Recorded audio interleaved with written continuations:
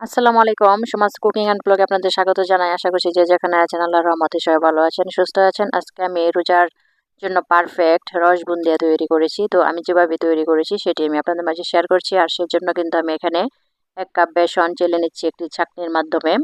তো আপনারা কিন্তু এভাবে ছাঁকনি দিয়ে চেলে নেবেন, তাহলে কিন্তু বুন্দিয়াটা অনেক সুন্দর হয়।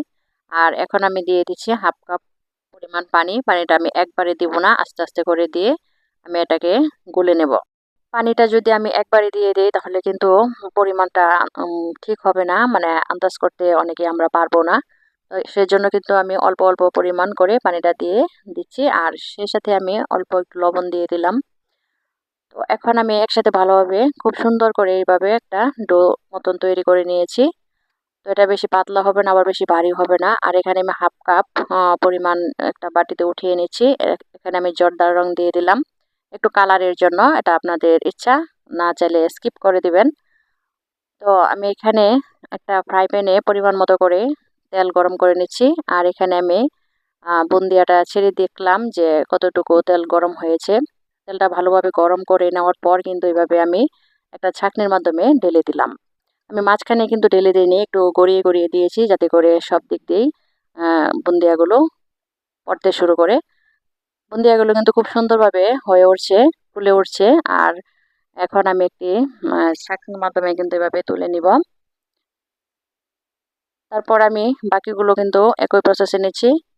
একটার সাথে কিন্তু আরেকটা জোড়া লাগেনি, একবারে ঝরঝরে হয়েছে মুক্ত দানার মতো।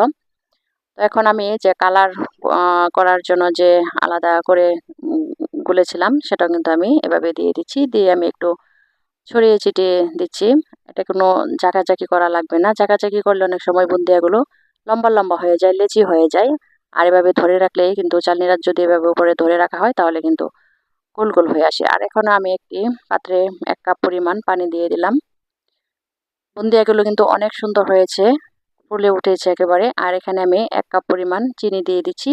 চিনিটা আমি একটু গলে নিব। আর একটা কথা বলতে ভুলে গিয়েছিলাম, বুন্দিয়ার মধ্যে কিন্তু আমি সামান্য ১ চিমটি বেকিং পাউডার দিয়ে দিয়েছিলাম। সেজন্য কিন্তু একটু ফুলেছে ভালো করে। আর এখানে আমি ২ টুকরো এলাচ দিয়ে দিচ্ছি ঘ্রাণের জন্য। আপনারা চাইলে কিন্তু বাদ দিতে পারেন অথবা এলাচ পাউডার দিতে পারেন। আমার কাছে এলাচ পাউডার ছিল না। এখন আমি এলাচগুলো ফেলে দিব। আর পানি যখন এভাবে বলক চলে আসবে, চিনির শিরা হয়ে যাবে, তখন আমি বুন্দিয়াগুলো এই গরম শিরায় কিন্তু ঢেলে দিব। ঠান্ডা হলে কিন্তু আবার জমাট বেঁধে যাবে। গরম শিরায় কিন্তু বুন্দিয়াগুলা ঢেলে দিব। দিয়ে আমি একটু নাড়াচাড়া করে ভালোভাবে মিক্সড করে নিচ্ছি এবং ঢাকনা দিয়ে ডেকে আমি অপেক্ষা করব। আমি এখানে ১ ঘন্টা সময় জন্য রেখে দিব। আপনারা চাইলে কিন্তু একটু বেশি সময় ধরে রেখে দিতে পারেন, তাহলে কিন্তু রসটা ভিতরে ভালোভাবে ঢুকবে। ১ ঘন্টা পর কিন্তু আমি নাড়াচাড়া করে দেখে দিচ্ছি। বুন্দিয়াগুলো কিন্তু একবারে রসে টইটুম্বর।